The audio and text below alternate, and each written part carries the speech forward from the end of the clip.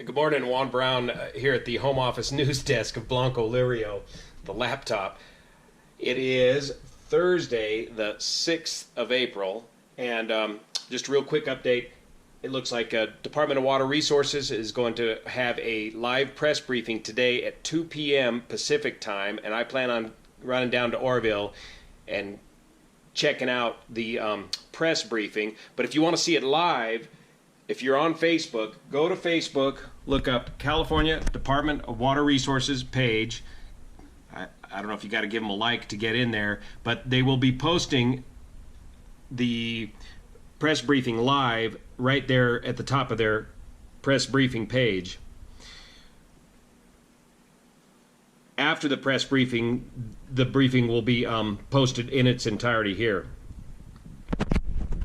And of course, yours truly will be there today, and we'll try and get an answer. This press briefing is going to be an important one because it's going to show us what is the plan for the next step of the spillway. What's the plan going to be to get this thing through next flood season?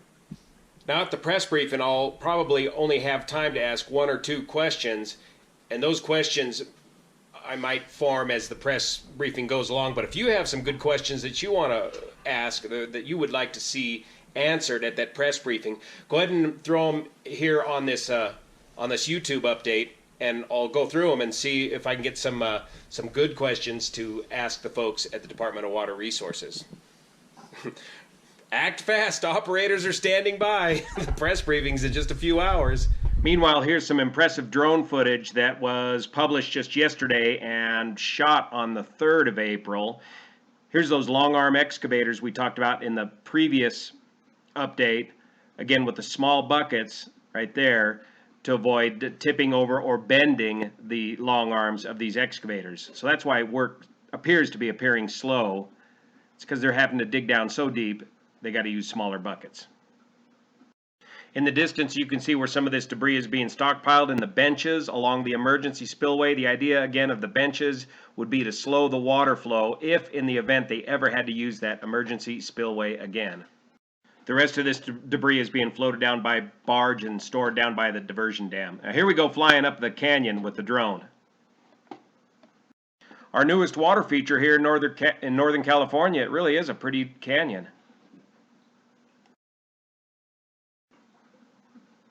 Here you can see the terracing on the new slope to prevent erosion or caving in or falling into the diversion pool of this slope.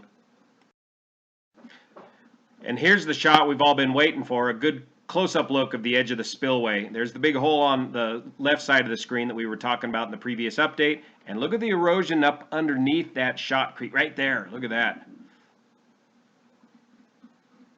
Other than that, the shotcrete's held up pretty well, and those drains, the new drains at the bottom, look fairly dry. And look how thin that spillway gets in the middle after the years of wear and tear and use.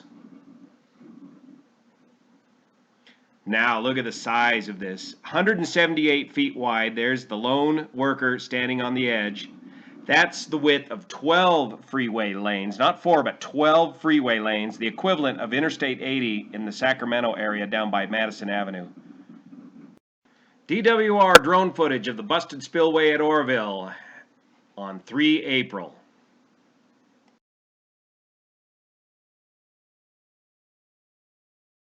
So stay tuned. I'll be able to give you a full report of what I learned at the press briefing today and what the future immediate plans are for the Oroville spillway.